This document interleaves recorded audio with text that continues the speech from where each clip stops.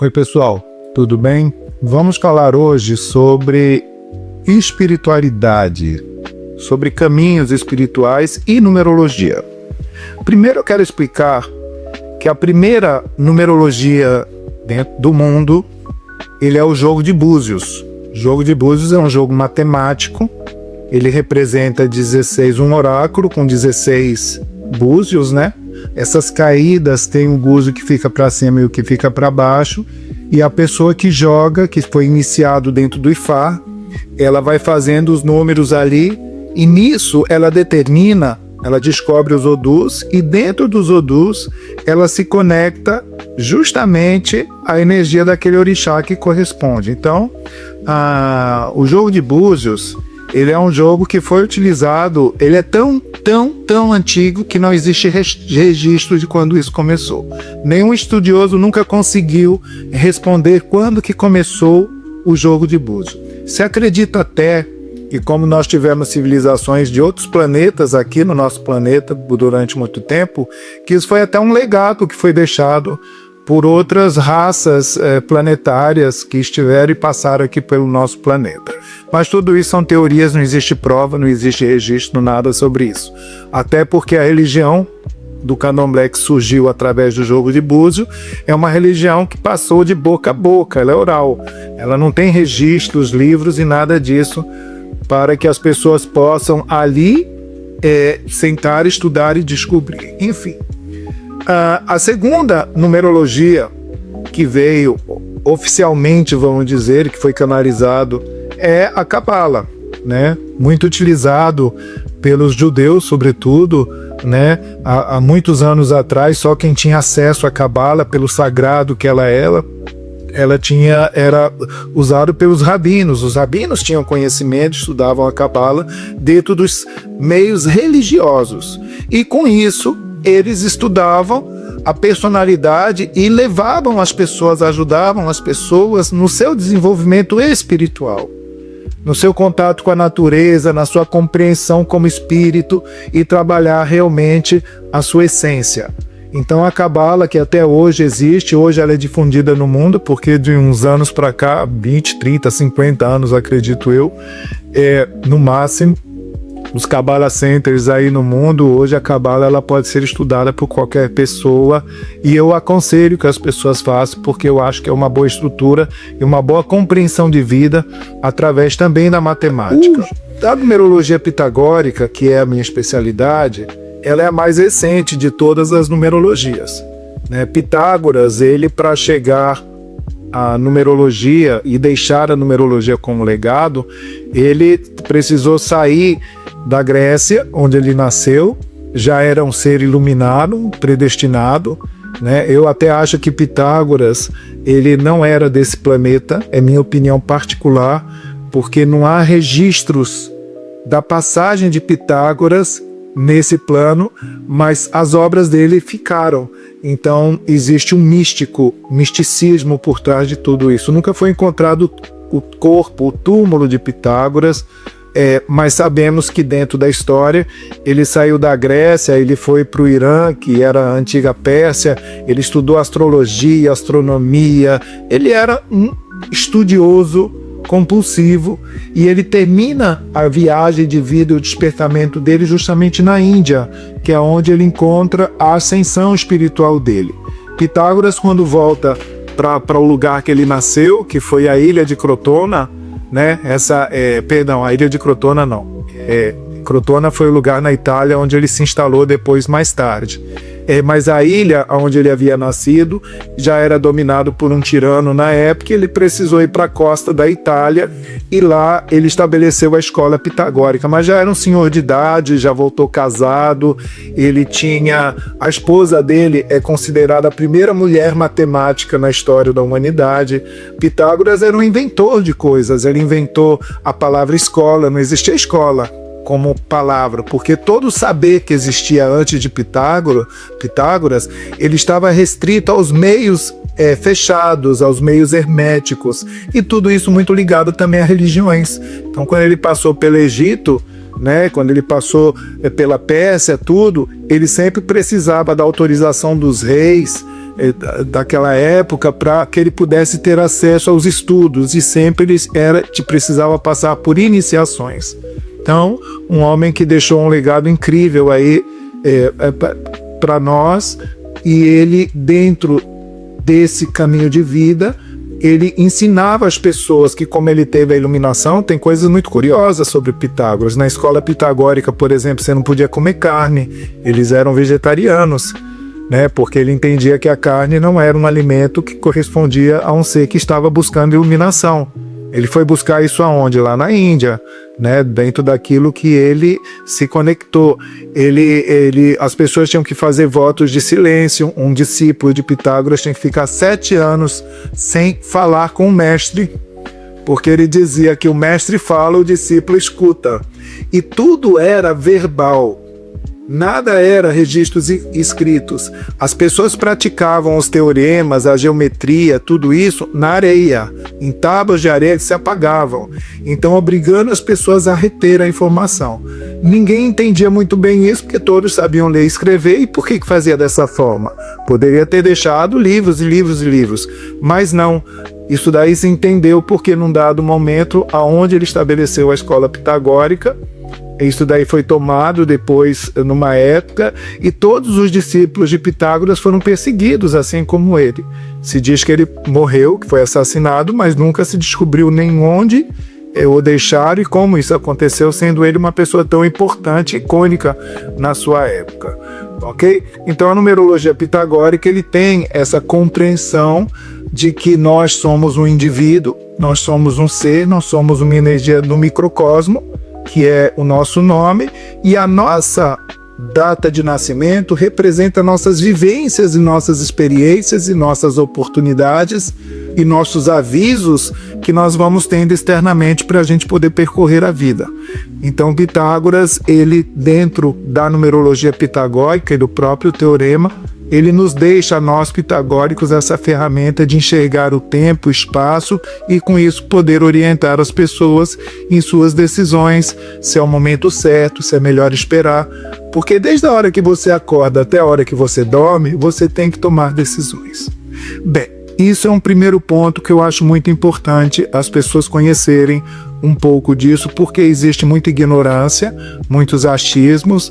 A pessoa que não conhece uma determinada coisa, ela gosta de palpitar dentro da ótica dela e sem aportar nenhum contraponto, né? Por quê? Porque ela é ignorante naquilo que ela está falando. E essa ignorância muitas vezes se constrói verdadeiros desastres aí de comunicação.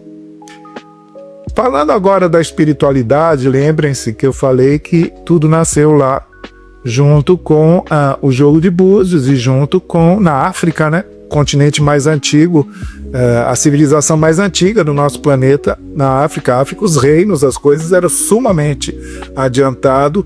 Se acredita até que os lemurianos viviam justamente no continente africano, que era aquela região.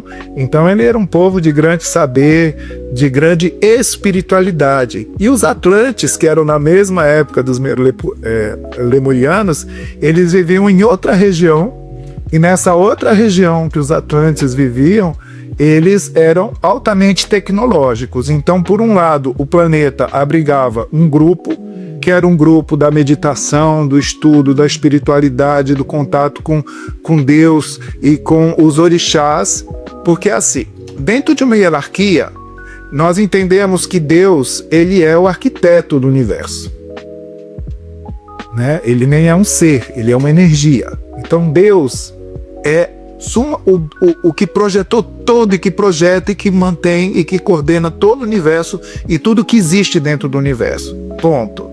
Os orixás, eles são os executores das ordens de Deus.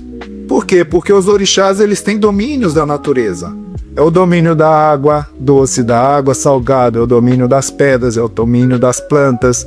São diferentes, o domínio dos ventos, dos ares, né? E cada orixá, ele tem sua correspondência. Então era dessa forma que havia essa comunicação. Então, tipo, nós estamos precisando cuidar da agricultura, vamos fazer uma oferenda e um trabalho ligado ao orixá Oxóssi, que é o que cuida do alimento, que é o que cuida da provisão, né? Então, por exemplo, uma grande tempestade está chegando, né? Aquela coisa de falar, por favor, Yansan, com seu vento sopre isso da nossa vida. Inclusive Yansan é um orixá que também cuida dos eguns, né, dos espíritos mortos. É ela quem encaminha esses espíritos, uma vez que morrem dentro, obviamente, da mitologia africana, porque tudo isso é mitológico. Quando você estuda sobre os orixás, você vai ver que todos os orixás têm as mesmas correspondências da mitologia grega e da mitologia romana.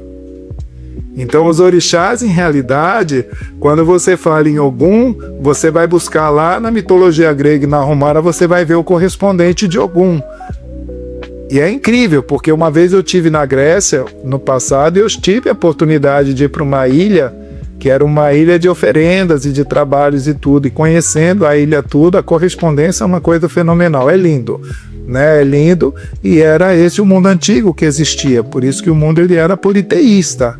As pessoas, elas cultivavam essas divindades, esses deuses, e esses deuses atuavam para cuidar do seu povo. E isso gerou-se também a religião propriamente dita. É esse que é o entendimento que precisamos ter. Mais um ponto que eu quero deixar bem claro, para que as pessoas entendam, sobre minha pessoa. Magno, você é de qual religião? Magno, você... Eu vou explicar. Eu nasci católico, eu fui batizado, eu fui crismado, eu adorava igreja. Na minha casa, o pessoal não era muito de ir para a igreja, mas eu gostava, eu estudei em colégio de freira. Eu, no momento do recreio, eu ia para a capela da igreja, ficava vendo, olhando, eu rezava. Eu sentia uma afinidade, uma proximidade com Deus tão grande, sobretudo com Jesus. Eu sou um homem cristão. Eu nunca perdi a minha crença e meu mestre é Jesus. Porém, as dificuldades e adversidades da vida e também minha energia como buscador me fez trafegar por vários caminhos. Porque eu, quando saí do catolicismo, eu tomei a decisão de que eu não queria ter mais religião, eu queria ter espiritualidade. Eu estava abrindo mão da religiosidade para entrar na espiritualidade. E eu me permiti conhecer muitos caminhos religiosos. Eu já tive contato com estudos de intraterrestres, porque todo mundo olha para o céu, está olhando o extraterrestre. E os intraterrestres? Né? Eu tenho uma grande mediunidade, eu já desdobrei várias vezes, já andei até em nave espacial. Se vocês quiserem saber, um dia eu vou contar essa história detalhadamente. Então, assim, muita gente vai dizer, isso é loucura, isso é devaneio. Eu não ligo. Porque quando você tem a habilidade de sair do corpo e de frequentar as outras moradas de Deus que existem no plano espiritual, você desmistifica muitas crendices que as pessoas carregam no dia a dia. Então, eu tenho esse dom, eu tenho esse talento, né? Deus me deu isso daí com algum propósito, talvez seja o propósito também de passar adiante esse tipo de informação. Mas dentro do candomblé foi onde eu encontrei a defesa, porque eu fui um jovem com muitas manifestações mediúnicas desde criança, isso a minha mãe transmitiu.